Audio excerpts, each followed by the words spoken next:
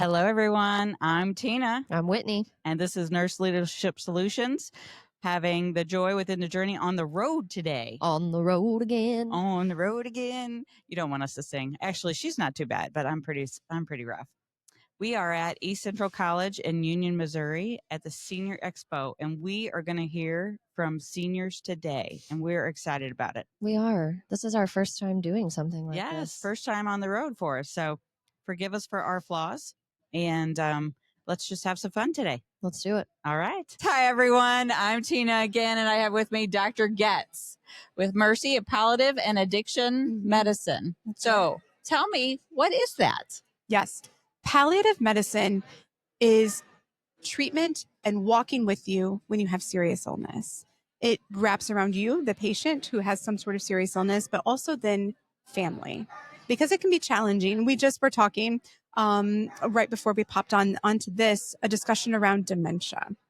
And the patient with dementia often is okay. They're doing what they're doing. They're all right. They might think they're 10 years old running through the field. That's exactly waiting right. for mom. A return to childlike behavior and thought, right? The family is not okay. No, the family not needs at all. lots of support. And so when we think to palliative medicine, I operate out of a model called biopsychosocial spiritual model. There is a physical disease, we just mentioned dementia, that is present, and it's going to take its natural physical trajectory.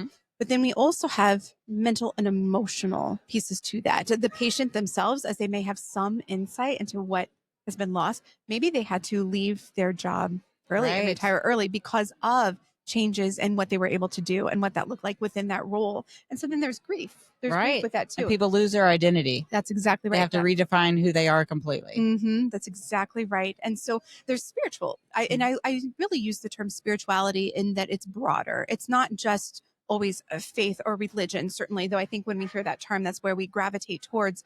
I think we can look at spirituality as whether we determine that something is good or bad or right or wrong for us. And that's going to evolve and change as we go on these journeys. And then also socially, that it particularly as we bring forward maybe having to retire early, that changes the family structure, that changes this concept of I am a care provider for my family. I do this, I do that. And now my body with disease isn't able to do that in that way. I've experienced that with my father right now as he's aging, is that he is able to do less, and it really bothers him.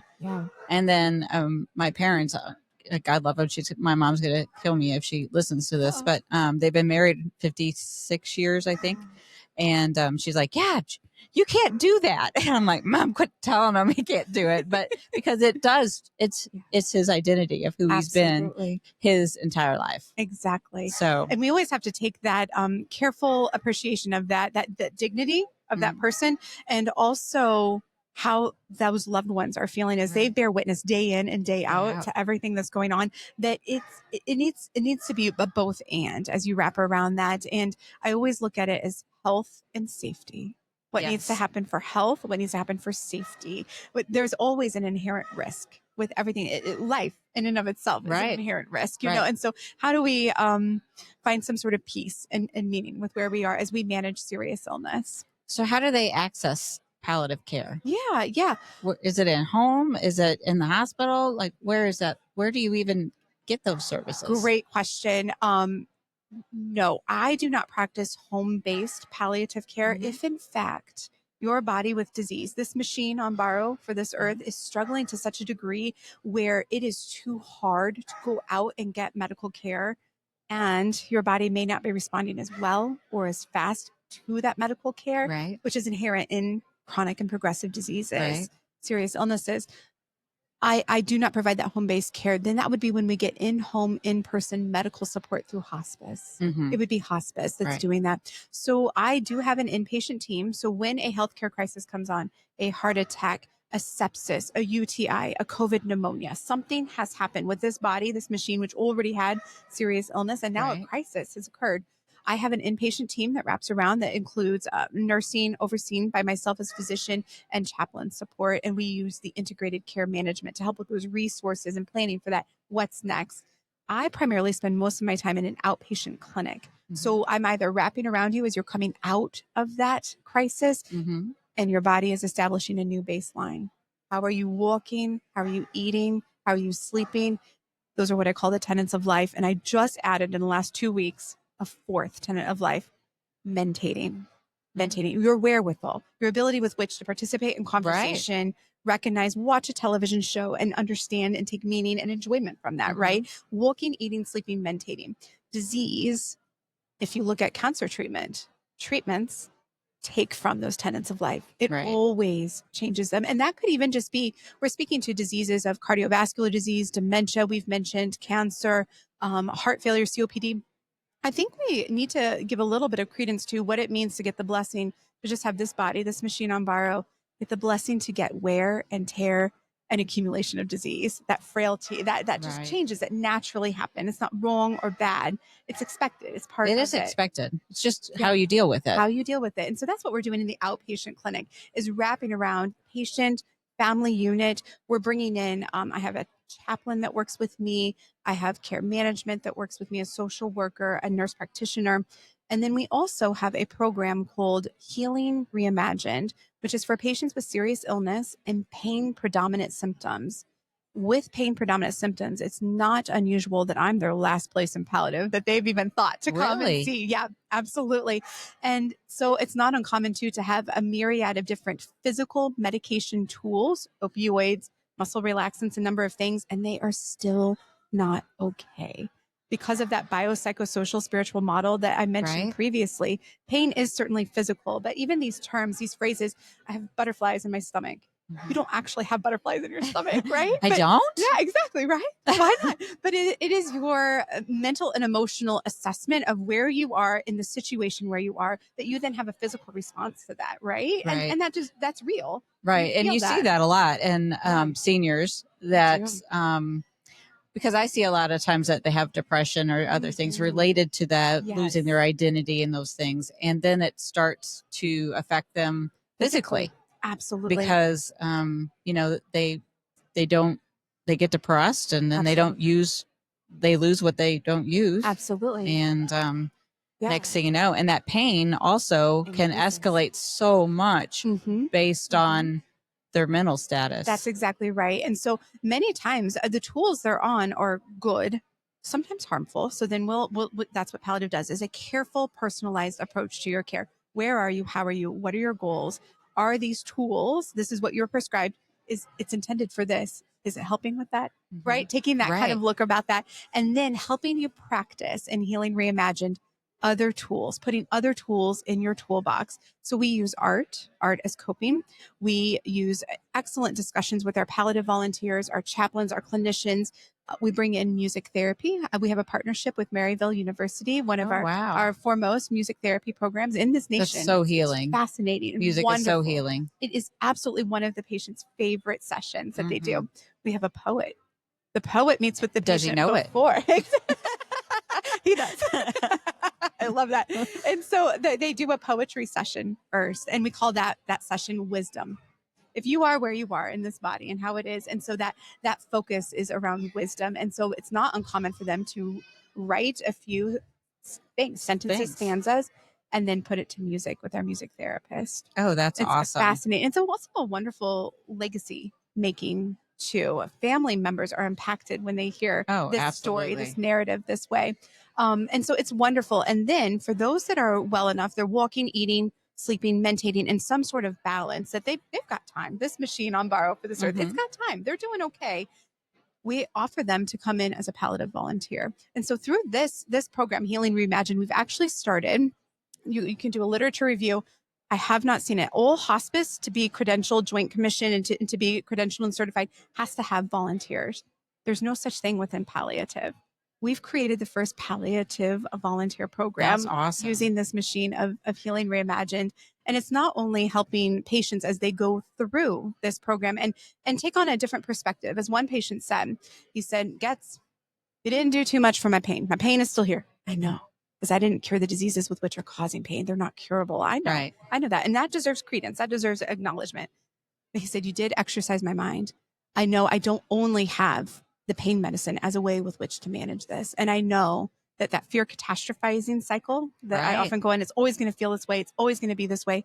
It's not always. It will end. the intensity with which we feel pain, or any good thing too, for that matter. Right. A really, really Ebbs good and flows. moment. But you don't stay up here, and ideally you don't stay down here too low. We Right. kind of are in this euthymia, and that's what we're trying to do in Healing Reimagined. If you are where you are That and your is body incredible. has diseases, how do we So- help you do as best you can? So I'm from senior care. That's my background. Yeah. And we talk about the dimensions of wellness, Yeah. which like everything you're defining, and I'm sitting there going, okay, that's physical, that's vocational, Mhm. that's emotional. Mhm. And it like you're going through those in the We're going service. through 'em. That's right. So is this something covered by insurance? Because, I've heard of it, but as a nurse, I really don't see it anywhere. So Yeah, great question. Yes, palliative is covered by insurance, much as if you were to see your heart doctor, your neurologist, your kidney doctor. Palliative is covered by your insurance. So when a clinician is involved in your care, a bill for those services rendered has to happen. So when I, for example, speak to that Healing Reimagined program, when I lead the strength session, is my session that I lead with watercolors. We're introducing watercolor at that time. And just, again, it doesn't matter what is created at the end. What matters is the discussion and the process that's held throughout, and giving you a concept that we're practicing with you, that when it's 3 a.m. and you're not okay, and that anxiety and that worry, and you are grieving and your body is hurting, you're not okay and you can't sleep, what else can you do? Right. And that's where we're getting the biggest impact on patients who are kind of taking this and implementing it into their life, into their toolbox this way. But so when I provide care within one of these sessions of Healing Reimagined, it is just as if you were to see me in clinic, except this is our intervention that we're doing. This is our procedure that we're doing in clinic that day. If the session, of which most of them are provided by chaplain, mercy-led chaplain, and then palliative volunteer, those are free. It's part of it. It's just part of the care. And I'm so grateful that Mercy has given me the space and the ability with which to create this program, administer this program, walk around. To briefly share with you the impact that this program is having, is we have patients from ages 30 all the way up to 88. Everybody has a myriad of different diseases and ailments that their bodies are dealing with. 67% of those patients enrolled in Healing Reimagined, who have gone through clinic sessions leading up to Healing Reimagined and through session 5, have been able to decrease their dosage and or frequency of opioid while improving their quality of life. That's awesome. Right? That's awesome. It's so I cool. can understand that. My dad had went in the hospital and was on pain medication, and we noticed, he can walk a little bit better. Yeah. And then we're like, okay, why is he sleeping all the time? Well, it's because he's taking pain medication all the time. And then, okay, let's take away his anxiety medication. Well, now he's anxious all the time. And it is such a balance. And a lot of that is because he doesn't focus on anything else besides those things. So I love it. I mean, to me, I think there is a lot of mind over matter. Sure. In a lot of situations. Yeah. And of course, we've talked about how you can't cure things. That's right. But how you treat them doesn't, there's not always a quick fix for everything. And I think everybody looks for a quick fix these days, which all sounds great, except sometimes it's just not possible. That's right. That's right. I think you bring up a really insightful point that you say now that's all kind of he focuses on. When you have serious illnesses, I actually created these diagrams that I call the shapes of chronic disease. Mm-hmm. Right now, as you and I sit here, we drove here, we set up this beautiful scenery that we have here. We're participating here. We're fully engaged. Our bodies, our machines are letting us fully engage. If we need to walk and go and do, we think nothing with which to walk and go and do. Right? Absolutely. When disease comes in, heart failure, COPD, lung disease, heart failure, it's all palliative, right? We work the kidneys with which to help you feel better, to palliate that treatment, right? And so kidney disease comes in, frailty, debility. We bring up shortness of breath, and the connection of shortness of breath with anxiety. You cannot swallow at the same time that you breathe. So it always impacts digestion and your muscle too. It's not uncommon that proximal muscle wasting happens as we age. So that's one of the things that I'm doing in my palliative clinic is I'm looking, how well do we rise from that chair? How well did we get down that hall? Where are we at functionally and what that looks like? But when we have these shapes of chronic disease, because serious illness has come into play, we often find ourselves living within a square to start. And it is bed, bathroom, favorite chair, kitchen table. Mm-hmm. And disease forced that on us. That's not necessarily what we want. Again, we spoke of that grief, right? With that living with serious illness, that forced upon you. It's not how we would want this. Yeah. We didn't sign up No, for you it. didn't opt in. Exactly. And yet there is meaning, and there is joy, and there is life, and there is family, and there is important things happening. It's so a shape of chronic disease does not take away from what actually matters most. And that's important to note too. That's important to note, because I feel like we lose a little bit of focus when you're having that discomfort, and it's coming often, and you're realizing what you can't do anymore. That's right. That you're not necessarily focusing on what you can do. That's right. And finding that quality. Right. To me, it's all about quality life. I'm in senior care, and everybody's like, what, as a nurse, why didn't you do this? Why didn't you do that? I'm like, I love this. And I love the ability that you can live life and be alive and try to focus on how many days you have, or you can have quality. That's right. We were talking to the ladies earlier, and they were like, they're all on these, they're going on Cancun, and one went parasailing, and I'm just like, wow, I can't wait to retire. I love it. Their bodies, their machines are letting them do that, right? Yes, and they're fully maximizing it, understanding that they're going to likely get the blessing of wear and tear and accumulation of disease. Absolutely. But while their body lets them, they're going to do it. And that happens on a broad scale. You brought Cancun and parasailing, these amazing things. That doesn't always happen for all of us. Sometimes it catches up to us. They were getting up there. I love it. And, they had a few years on me, and I was just like, oh, wow, I absolutely. I said, I think her name was Joan. I said, I want to be Joan when I grow up. I love it. We need those mentors of like what we can see, what it looks like to age. I bring up this concept often with patients that this body, this machine on borrow, gets this accumulation of disease and changes, but the voice inside our head, the thing that makes us, right? That doesn't really change. It doesn't change. Now that you say that, I almost knew what you were going to say, because I'm like, it doesn't change. When I got dressed this morning, I looked much the same as I did. My brain told me this. My voice told me this. This is how I saw myself as I did in high school and college. Until we see a picture of ourselves. And then we're like right here. And I'm like, wait a second. Wait a minute. That is not how that looks. That is not how this brain. And I think this dysmorphia happens so that we can age somewhat gracefully. We can do it with that you are who you are. That has to be in your mind. It does. It does. It does. No other part of your body is going to work that like your mind is going to work that. Right. And it can work it for the negative or work it for the positive. That's right. And that's something you definitely have to control yourself. Absolutely. Absolutely. I was bringing forward those shapes of chronic disease, and we spoke of the square, but I think we also need to mention, and we need to normalize it a bit, that these shapes of chronic disease are not bad or wrong or unexpected, that it is going to likely happen should we be blessed with which to see enough life with this body, even with all the changes and what my brain tells me about body looks like too, which is different. But then as a triangle comes, and it's often, it would be your kitchen table, or it will be your bathroom up here, your kitchen table or bathroom, or bed could be up there. So we got at the top of that triangle, and then down here we've got our favorite chair and bathroom. So kitchen table, bed, favorite chair, bathroom. We've taken one of those pieces, one of those functional pieces out, and it changes for everybody. You can't necessarily predict it. It's just, sometimes you're already there and you're like, I've gotten here already. How did that happen? Where did that occur? I realize I haven't been in that spot for a long time. That's right. I'm no longer sleeping in bed because I can't lay flat to sleep because I cannot breathe. That increases my anxiety. All these things happen. I'm sitting upright in my favorite chair. So again, that favorite chair, bed, something's changed there. Absolutely. And then it's a line. It goes to a line is the next shape of chronic disease. And it is in fact favorite chair, bathroom, and many times that's intersected by a commode. Many times, right? And again, not bad or wrong. Not bad or wrong. It is just as expected. And ideally, if it's important to you in final days, weeks, or months, whenever that might be, it's important for you to be at home. Family's wrapping around you. Grandkids are coming to visit. You're watching your favorite shows. You're enjoying your meals. You're doing all these things. You're reminiscing about Cancun and parasailing. Yes. Right? Yes. You're looking through those photos. There's meaning.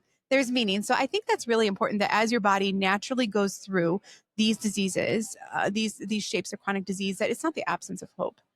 It's not. No, I 100% agree with that, because I feel like thinking, some people just think of, as we talked about earlier, they think about what they've lost, but thinking and preparing. That's right.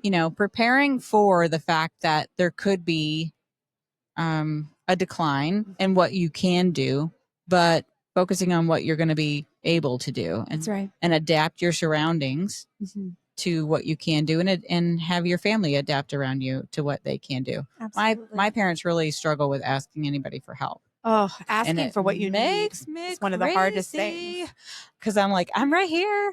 And, quite frankly, just forgive me for saying this, but I'm like, you wiped my butt when I was a baby and when I was a kid. Do you think I care that I have to take you to the doctor or that I have to come over and pack your medication?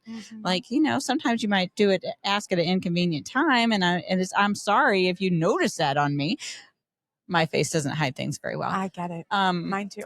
I totally get it. But in the same instance, I have no problem asking them asking me, and I want to be there to help them, and I want to be part of that. And I want to figure out what that quality of whether it is a square, triangle, or flat line. Looks like we can make good of it. It's tough because for them, they still have they've not stopped being your dad. They've not stopped being your mom. That identity is there. It never leaves, right? Right. And moms and dads are supposed to be providing. Moms and dads are supposed to be doing this. And so you're speaking to this role reversal, which actually causes a certain amount of grief all in itself. Right. Yes. And so, my daughter's 32 and I got after her about something the other day and she said, Mom, I said, you might be 32, but you're still my baby girl and I'm still your mom. And this is going to be like this for your entire life. Forever. And so you're not going to give up that role No, either. not at all. Even when your daughter needs to step in. Right. And provide some help. It doesn't stop. It's a both and no one is doing anything wrong or bad. We are literally putting to words right here and right now the complexity of that biopsychosocial spiritual model. It is social, it is family, it is identity, it is spiritual grief, anger, frustration. It is emotional and mental as we process this and where we are and how we feel about it and what that looks like. And we also are a little bit at odds with how our inner voice that hasn't changed one bit is with our physical body. That am I really here with heart failure? Is that really us? Is that really this? It's fascinating. It's so nuanced and so complex. Wow. You're in Washington? I am. Yes. I am at Mercy, Washington. And you just do they need a referral from their physician or how to? Yeah, a lot of primary care doctors refer, specialists will refer, but I'll say it's not uncommon for patients to come up to the desk and self-refer. They'll be like, my friend heard, or if they go to the Alzheimer's support group or the Parkinson's support group or my church or just anything, and they'll say, my friend met this Dr. Goetz or met Kelly Pantazzo, the nurse practitioner. I think I need this too. Because my dad would love you because he would give you a heck of a hard time. I love it. The nurses right now at Mercy are like, please get this guy out of here because I love it. He's in there. He just had a heart attack. I told you this. Yes. And but he's probably sitting there going, oh, I'm just having a heart attack. And and they're like, that is not funny. Right, exactly. Like that is not funny at this moment. But he thinks it's funny. Of course he does. I love it. I love it. My feisty patients always do better. They always do better and do better for longer. And he needs that. That's part of his personality is he needs to be feisty. Absolutely. And that's his nerve. It's also his anxiety and his nerves coming out when he's had a situation. It's his coping mechanism is to give you a hard time. When you are in a powerless situation, we automatically start evaluating where do I have control and power in my actions and my words and in this way. And this is how I'm going to kind of bring that level when I have those butterflies in my stomach or I feel like my heart is breaking or again, I'm in this powerless situation. Where do I have power? And I think a lot of people misunderstand that about seniors. That's right. Is that they just want that independence. They do. And they don't want us to try to take it away. That's right. And so a lot of times that might come out as a, crabby old man or crabby old woman or something. And it's like, no, you're trying to take something away from me. And I, that's not okay. It's not okay. You bring up crabby. Immediately my mind went to anger. And when I think to anger, it's the first stage of grief. Right. It's the first stage of grief, right? Anger, denial, blame of ourselves, of others, whether it be right or wrong, right? And that's where I think the good education for families comes in. You mentioned those support groups, which I think is so important because, them understanding the process of how that works. My grandmother had dementia and I was 16, I moved in with her. Once you hear my story, I was 16, I was moved in with her and she jumped out the window and went around the house. She got a UTI when she had dementia, which you know what that does. Absolutely. And then she'd like call other, I was in the house and she'd like call other people to make her coffee because she got a little bit manipulative. And I think that's where families start to struggle. And, at 17, I'm like, why in the world would she throw me under the bus like that? But now I know that it was part of her disease process, and it was part of her, her coping mechanisms of how she was working through, having memory care issues. That's right. And those coping mechanisms, I mean, dementia is a return to childlike behavior. I stage dementia using the FAST scoring. And I use dementia, and I use that term broadly because there's many different types of dementia. Dementia is a fruit bowl, of which then there are apples, there are oranges, pineapples, strawberries. There's a bunch of different types of dementias, right? We have an excellent example of Bruce Willis, frontotemporal dementia, hallucinations. He's lost his speech. That doesn't always happen in Alzheimer's. Way, absolutely. Right? Like Alzheimer's it's different. Could be different, or Lewy bodies, or different Parkinson's dementia, vascular dementia. You name it. There's a bunch of different types of fruit in this fruit bowl, but there's not a staging unique to each of those types of dementia. There really is one type of staging because there's often similarities between all stages as you progress through it. And so I use the FAST scoring. And when you look at the FAST scores, stages 1 through 5 are very cognitive, very cognitive. That ability with which to manage super complex tasks. Read a new recipe, go out into my car, drive that machine to the grocery store. Maybe it's a new grocery store because I'm visiting family. I'm from out of town. Go and get everything off my list for make that new recipe, return home and do that. That's a very complex mechanism that requires a lot of things, right? I'm going to start to make lists. I'm going to print out my GPS coordinates so I know where I'm going. I'm going to make sure I have a granddaughter with me. When we start to kind of cope. We start to cope this way. We start to put that on to make sure we're doing okay. We don't always recognize that may be memory loss. And it may, in fact, it just may stay there at stage 3, cognitive impairment. It may just stay there at that mild cognitive impairment. I think I'm in stage 3 sometimes. Many times I'm wondering myself too. I feel you on that.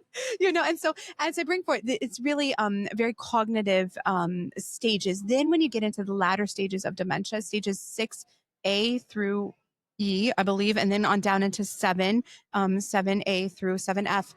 It's very physical because dementia is a return to childlike behavior, much as like you learned as a child how to feed yourself, received signals from your bladder saying, I am full.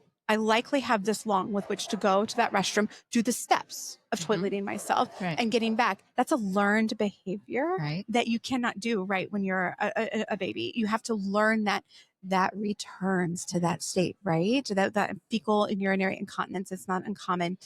Language is for all dementias that we see earlier in frontotemporal. We brought that forward, but we see it in all dementias where we're starting to speak less.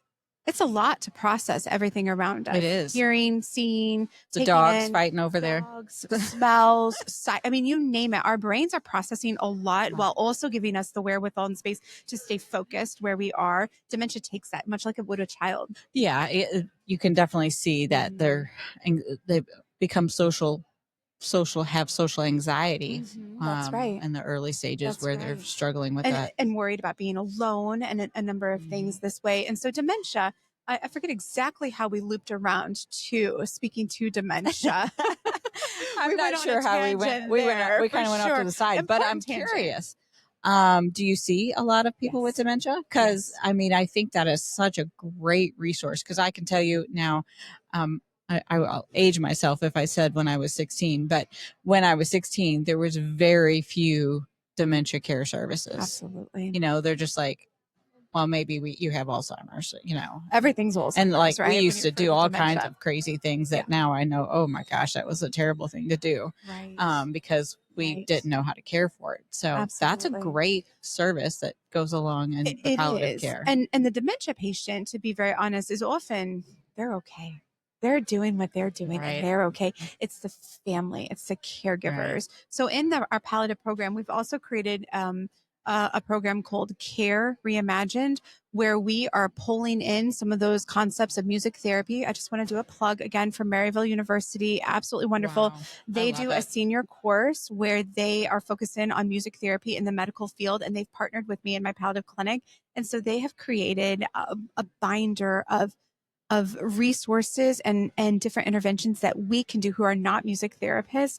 We are incorporating them into this Care Reimagined. I love it. This palliative volunteers. I've seen music totally bring people to a different light in memory care. Absolutely. And where it just automatically, someone that doesn't speak, play a song, they know every word. That's exactly. Because they learned it when they were a kid or something. That's exactly right. It's so important. And so I have my palliative volunteers that are then meeting with that patient with dementia and doing some art, doing some of that music, pulling from these interventions that are vetted and we well know through that Maryville University program. And then the clinician, myself, my nurse practitioner, we are meeting with the family and the caregivers, because that's where the care is needed. Right. That is where the care is needed, and giving them those kinds of tools, like to understand, do music therapy. That's right. And how do you do it? You can't just say do music therapy. Yeah, like, what does that look like? How do I turn on that? some AC/DC and rock it or something? Exactly. Probably not. Probably not, unless that's what they always loved. Unless that's what they always loved, and then they'll be like, yes. And so I guess I was being stereotypical there by saying that maybe they didn't like it, but maybe my grandmother wouldn't have liked it. Same, absolutely. But I think when we think to palliative, it is about the patient, it is about the family unit, and it is taking this model of this biopsychosocial spiritual model and applying it to where you are right now on your medical trajectory. What are the needs? How do we wrap around that? And how do we work on maybe even a greater goal of, if this is where you are and this is the best right now, where is meaning and purpose and joy? You know, I feel like I should have known more about this, but now that I do, I just think that's amazing. And I will absolutely be talking to my dad to be like, is this something that you would consider? Oh, thank you. It'll take a lot of pushing, but eventually, hopefully you'll see me in your office. I would love it. And patients self-refer. It is covered by insurance, much like any other specialist. And we can provide care. We do video visits as well. Sometimes a hybrid is necessary, but it's not in-home, in-person medical support. Yeah. When that is needed, it's time to get hospice. Yeah. It's time to get hospice. And palliative absolutely can be a part of because that is a mental, emotional, spiritual, and social discussion just right there. Even as we say this term hospice, right? There carries a lot of meaning. Everybody knows. We talked to them earlier, and everybody has a feeling about what that means. And rightfully so. And that's okay. Right. That's okay. That's what you're bringing, and that's part of it. And that's absolutely okay. And so palliative can be a part of that transition when that's needed. And then we give that to that team. But I can be very early on, and don't forget, many of your physicians are already providing palliative care. Yeah. They're not curing. Absolutely. They're not making it go away. They're stabilizing. But you just don't hear that term. You don't hear that term. Yeah. Yeah. I think, like, I know my parents, they're still looking for a cure for things. And it's like, okay, we're not looking for cures. We're looking for quality. Yeah. So, all right. Is there anything else you'd like to share with us today? Oh, gosh. No, I mean, it's just so wonderful. I'm really glad that you're doing this and you've given a platform with which to kind of manage some of these perceptions. The perceptions. Thank you. I love seniors. I just, yes. I just love them. I love that that they have great stories to tell. They are someone we can learn from. That's right. And they've got such big hearts. They've lived such great lives. They deserve such respect. And it's a struggle a little bit. And even as you drop into senior care where I was, there's even a certain struggle there of just respecting what their place is in the medical world. Right. And how things are happening. And it's a struggling area right now with everyone's struggling with getting nurses and people that want to do this kind of care. And I think it's a real struggle to help take care of my parents because it's so hard to pull the resources together and to put the whole care team together and everything. It's just like, if I don't know what we'd do if they didn't have me as a nurse, just because I have enough background to try to get them to do what I want them to do. So it's something I feel like is needed. And I still owe it to, my picture of my grandparents is over there. I think someone was looking at earlier, and they were so important to me that it's still my way of giving back. Yeah. So it's your purpose. And to giving back to the people that cared for my grandmother, the people that are out there willing to care for seniors are precious people. Yes, they are. Yes, they are. Thank you. All right. Well, thank you for joining me today. And hopefully I'll be seeing you soon. I hope so. All right. All right. Thank you. Thank you, everyone.